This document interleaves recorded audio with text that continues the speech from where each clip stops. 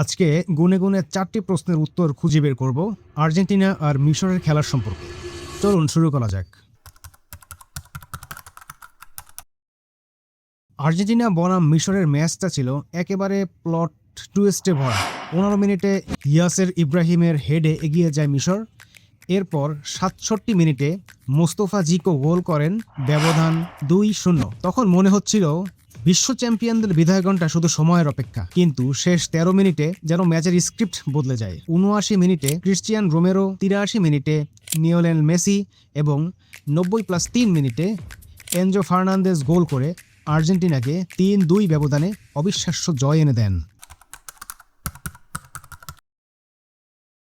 সত্যি কথা বলতে মিশর ম্যাচ হারেনি। শেষ 13 মিনিটে ম্যাচ ছেড়ে দিয়েছে। পুরো ম্যাচে তারা ছিল সংগঠিত এবং আত্মবিশ্বাসী।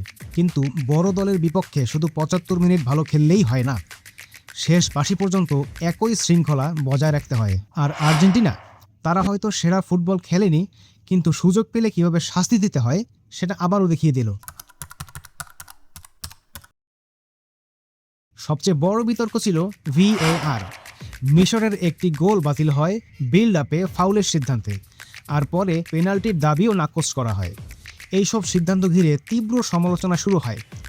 মিশর আনুষ্ঠানিকভাবে তদন্তের দাবিও তোলে, আর সামাজিক মাধ্যমে অনেকেই ম্যাচটিকে VAR আর্জেন্টিনা বলে কটাক্ষ করেন। যদিও কিছু রেফারিং বিশ্লেষক সিদ্ধান্তগুলোকে নিয়মের মধ্যে বলেই ব্যাখ্যা করেছেন। এই ম্যাচ শেখায় ফুটবলে ইতিহাস লিখতে প্রতিভা লাগে, কিন্তু ইতিহাস বাঁচাতে লাগে মানসিক শক্তি। আর বিতর্ক, সেটা ম্যাচকে আরও স্মরণীয় করে তোলে।